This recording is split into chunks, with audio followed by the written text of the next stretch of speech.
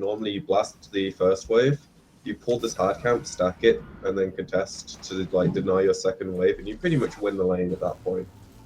But he already like pre-aggroed the camp, so they couldn't pull it, which is going to keep the lane in a good position for Ditya to farm under the tower, and they might even get their level 2 beforehand, which equals they can kill the cutoff. Especially if Seam is outplaying him like this. Yeah. That was very curious indeed. It was like...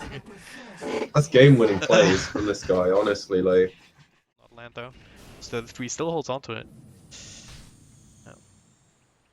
No, he wants to like kill him in the crush with...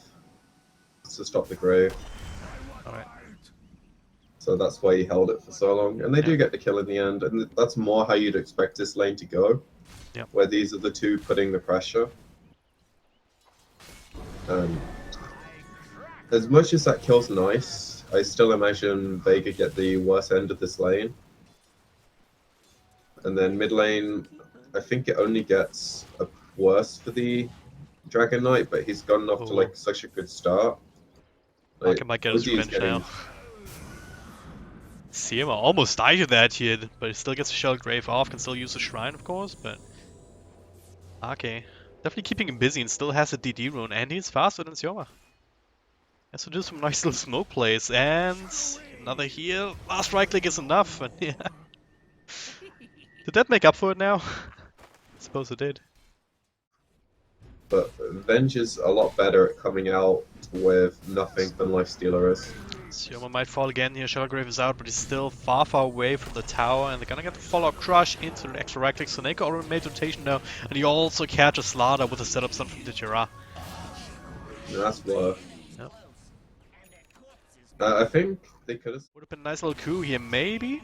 So Neko can get something in return though. Pablo. Battery Assault actually needs to connect, but Excalibur actually throwing his own body in front of the fire. Now, 33 also making rotation through, and this time they will get that kill they were looking for earlier. And farming some extra cogs on the way. Making a play on Ditchira, perhaps here with the crush coming through. What it doesn't know is that Soneko's in the backlines. Now he will realize just that, swap back into the cogs, into the Battery Assault, and now he will regret his decision. Takes the spills, so Soneko, right place at the right time. Well down bottom though, they're gonna try again, this time on the poor Dazzle. Does have the Shell Grave available, so it'll take a little bit longer than they maybe would like, but they still should be able to get it in the end. There it is. There's no X rotations coming through, as the rest of Vega is actually working. Still on this tower, nice little swap into stun once again. Digirao just being super active on this Venge, setting up these kills left, right and center. They actually smoked like behind the tail. Something. They should figure out that Vega is down at the bottom. Question is, how much do they know? They do CG, they do see Ditira, and they will now find Clockwork coming in from the backlines, just walking straight in, taking him in on the fight. Coddle already died in backlines, so this is it. But Snake not even dead just yet. Will swap into the shallow grave, and Gorge is the one who's just dying. Not enough burst, even with that combo, to make it through. And the shrine, well, not gonna be there for 40 seconds, so they can't even rely on that to help them out. They do finally finish up the Clockwork, but at what cost? Pretty big cost. The only saving grace is that OD's really good against Grave. Yep. Yeah. Someone's grave, just wait a second, and then you imprison them, and then he's dead essentially. Now the fight still rages on, they do get the lift onto the G, gets a stun off, and that's a nuke. Excalibur drops the hammer to secure the kill, now Ditchira trying to TP out, that's not gonna happen. Imprisonment on one, and they just bash down the other. And Ditchira, of course, also has to resign to his fate, so now that relativizes things a little bit, especially if they can also finish up Mac. It does not have his ultimate already used a little bit before, no mana, so he will be stunned with the Mana League. And Ruby gets a shield. Yeah. So that's so game winning actually, like Vega massive and Horde have no clue. And this kind of swings them back into the control they want to be in. Yep. Oh, that's short range hook shot. So Neko just cancels that TP down bottom. Nice little freebie. Now time to run down middle. They have other plans though. Yeah. they forced Vega to group up, and then they split on farm. So if Vega don't find anything with this, it's good for Horde, but chances are they do, because they just split up so much. Yep. And it's a nice idea by Horde to like draw them there and then go and farm, because there's a catapult wave. Backdoor protection broken. And high ground's not a plausible fight. It's just like back. Pablo, he's just going to die again. well, maybe if they do shit like that, it's plausible. And the But dead 1x1. Blink Crush there. No Infest Bomb to go with the Aegis. Courtesy of that Astral Imprisonment damage, but might just be him a second time as versus team is bailing out. And 33, well, he finds himself an extra cherry on top. Just finds the Dazzle. Also keeps track of Mac here with that Amplifier, but they do rebalance around. And 33, not long for the world. Or is he? Well, he's super fast actually, so never mind. Spoke too soon. Oh, maybe not. Yeah, it's a cuddle though. Okay, just trying to help. and that ward should get de-warded as well, I think, if they click on his hero. Yeah, Vega is one of the most mechanically intensive and understanding intensive games out there. It Oh god. stuff changes by Oh the god, minute. no. Alright, they do instantly kill the Dazzle. But Snako, well, might be next. He's just trying to fight for his life, force stuff away to the other side.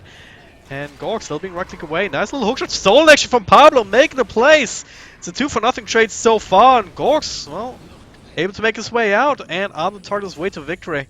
Now it's Vegas actually on the back foot here, trying to run away, trying to split the RG. Gets himself a DD rune, but they will still track him down. BKB ends. But that is blink forward from Excalibur. The support staff did take a spill, so chasing the rest of Vega, but this is the big prize. We can actually find a Gorks. Has to be super careful here, living life on the edge. It's still the DD and DK, and the Shallow Grave will keep him alive as Ditchera and Mac coming from the back lines and finish off Excalibur. Now Gorks, well, not long for the world either. One right click will do it at the right time. Oh man. And G. Oh no. G has an armlet of his own to toggle. And the Coon did not account for that well enough. Okay, just now back to base. It's not channeled up and illuminates. Backdoor is still broken, I believe. For a little bit longer. Excalibur, well, he's fighting with the BKB. Snako with the Cogs just trying to drop this a little bit. Ditcher on front lines with the Aegis. Meanwhile, in the back though, Gorks in 33 finish off the Dazzle, so decent enough start if they can convert this. They get the Aegis. They get an imprisonment on another one. Gorks in the middle of all of this though. He will take a spill. Him and Excalibur both are dead, and Excalibur does not have buyback. The rest of his team, meanwhile, falling. Stitchera and Dragonite still very much alive and kicking. The swap pretty damn good here, giving them an extra chance. The Shard actually continuing to defend the base. They feel like they want more, they need more. They will get Suneko. That was a sacrifice and a half. Pretty much. Pablo kind of salvaged that, because once they bought back, they needed to get someone, and I don't think if they were just chasing normally, they'd have gotten the Avenge. So the fight, and that would have probably been like game over. Absolutely. But they're going to try again regardless. Yeah, they can in 20 seconds when the swap is over. Or maybe he just walks up and stuns the swap once again from Pablo, saving the day. Now Excalibur sitting at half health. Snako forced out forward into the Cogs, forced out. So many of these stars working out for both sides, but well, they got what they came for. Meanwhile, in the back once again, the bomb is there. They're looking for Sioma, and they will find him. But this time, that follow crush not exactly ideal with the pushback from Keeper of Light. There's another swag. Excalibur with BKB just to walk away. He cannot fight into Soneka once again. He catches him with that play. The rest of his team is converting. 4 heroes dead, no more buybacks. Third set of wrecks, ripe for the taking here for Vega. 33 is trying to do what he can. He might find Snako, maybe not. Yeah, well, just one for honor, I guess. They're still gonna be faced up against Mega Creeps and scaling and no scaling. That's not exactly an easy lineup to defend that with. Oh no, their lineup can't deal with Megas at all. Like, Lifestealer would need a Battle Fury and like 5 Maelstroms. Oh, Coddle can kind of do. I can see why they're not GGing out because they're a game down, but at this point, So many force I, serves. I People feel flying like every which Vega way. just Yeah, yeah, it is. Vega just played so well this game. Like their rotations were clean. Every mistake they made, they like came back with a play that nullified their mistake pretty quickly. Yep. First time.